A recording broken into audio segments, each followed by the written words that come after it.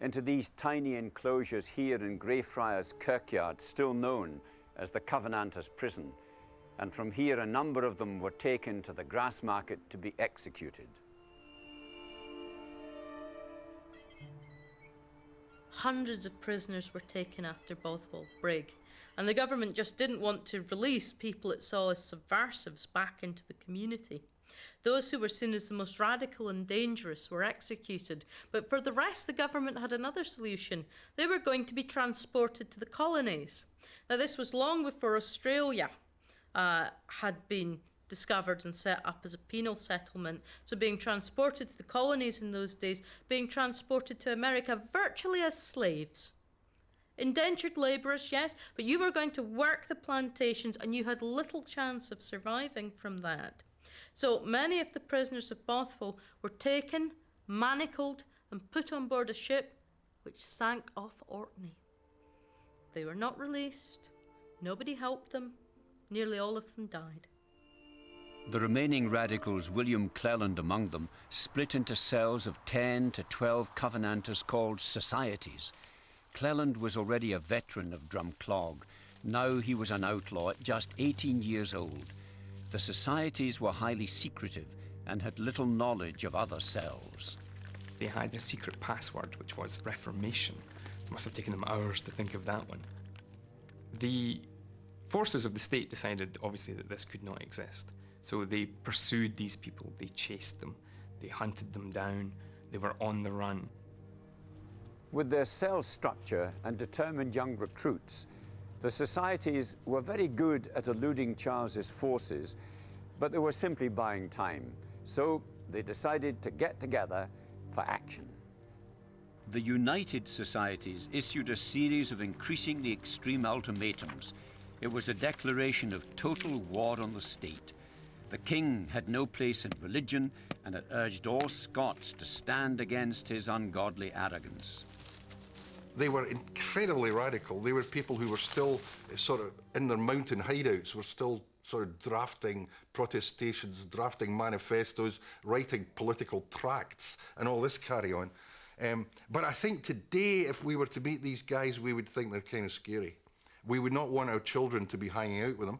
They were probably, if the truth be told, actually far too radical, even for the Covenanting radicals. Relentlessly pursued, executions decimated them. But every time there was a high-profile execution, a legend of glorious Covenanter martyrdom was born. So the Crown changed its policy.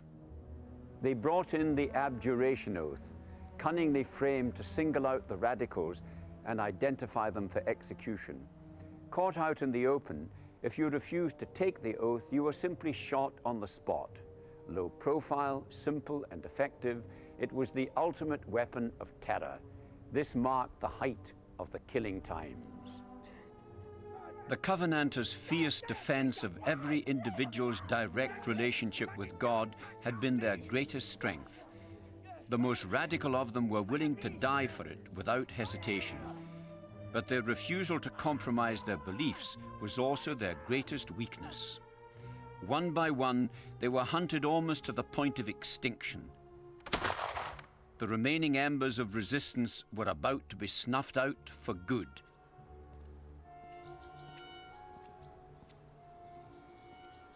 But then, in 1685, with the Covenanters at the very edge of oblivion, their relentless persecutor Charles II died of a stroke.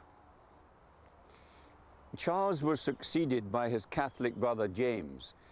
You might have thought that the accession of a Catholic king would have spelled the end for the Covenanters. In fact, it was to be their salvation. Protestant England was terrified at the prospect of James making England Catholic. A faction within the English Parliament took extreme measures. They invited Protestantism's Dutch heavyweight William of Orange to thwart James. With his eye on the British crown, William swept into England without resistance. But in Scotland, the situation was messier. The Highlands, which had always resisted Presbyterianism, had no intention of giving up their Catholic king. In the Glens, trouble was brewing. The Scottish lowlands faced a new danger, the Jacobites, Highlanders rallying to the defence of the Catholic James against the advance of the Protestant William. And riding to the defence of William came the Covenanters. The forces of the infamous United Societies under William Cleland undertook a suicide mission to hold the line against the Jacobites. Here in Dunkeld, the fate of Scotland was on a knife edge. If the Jacobites broke through, lowland Scotland would soon fall to the Catholic King James. This was to be the Covenanters' last stand. 1,000 Covenanters under Cleland took up positions among the houses and the cathedral.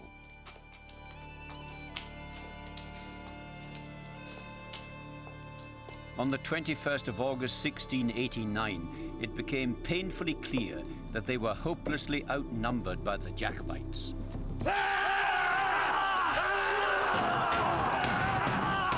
The Jacobites began to force their way against the heavy musket fire that was being levelled at them from up here in the cathedral tower. Then they took the houses clustered round the cathedral. Before long, the Covenanters were almost out of ammunition. They'd begun to strip lead from the roofs to make more musket balls when the Jacobites' own ammunition also ran out. The hand-to-hand battle that followed became the stuff of grim legend.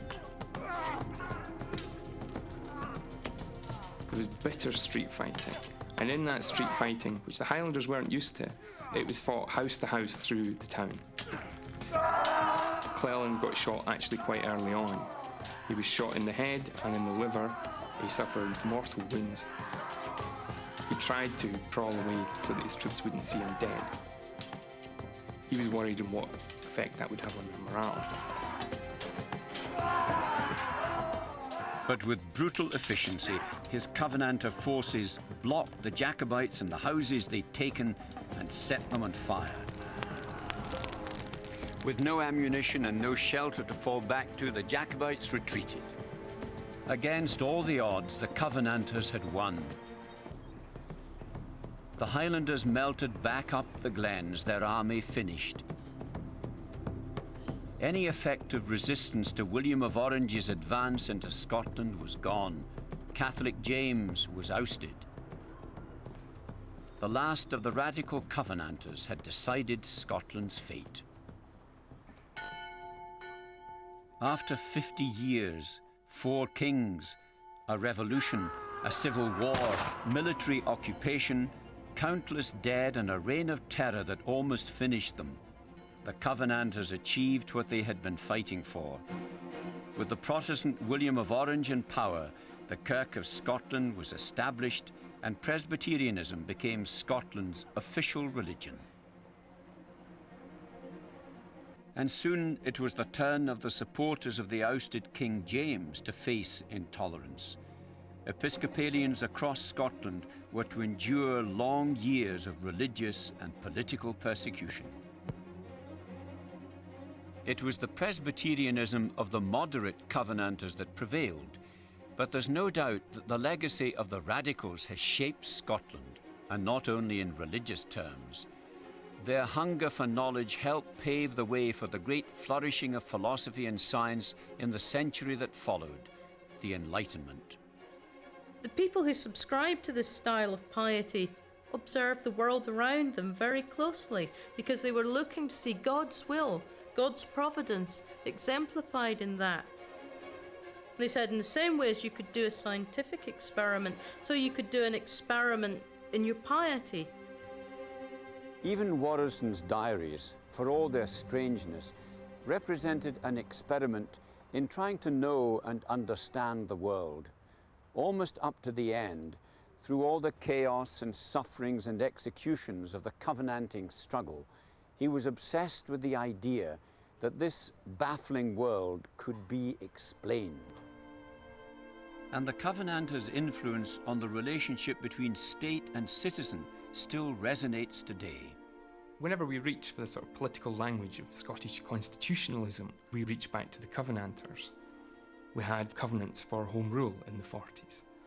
And when the Scottish Parliament was being set up, trade unions, ministers, politicians all gathered together and signed what was called the Claim of Right.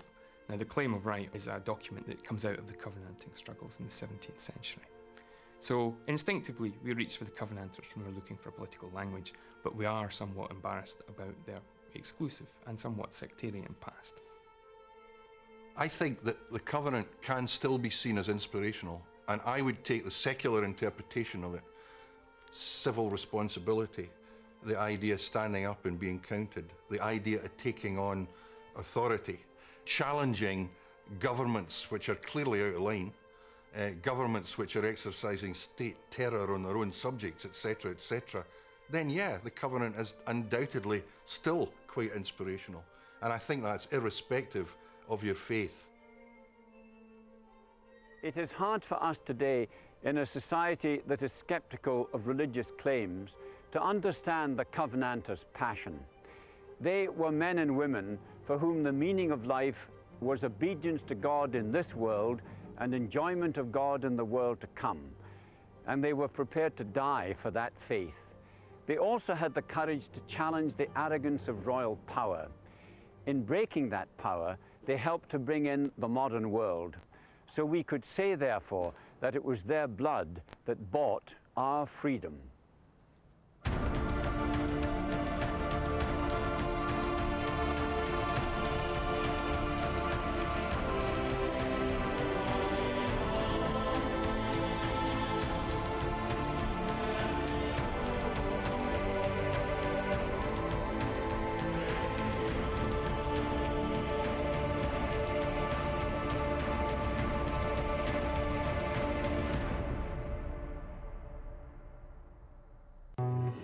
The Sword and the Cross is back on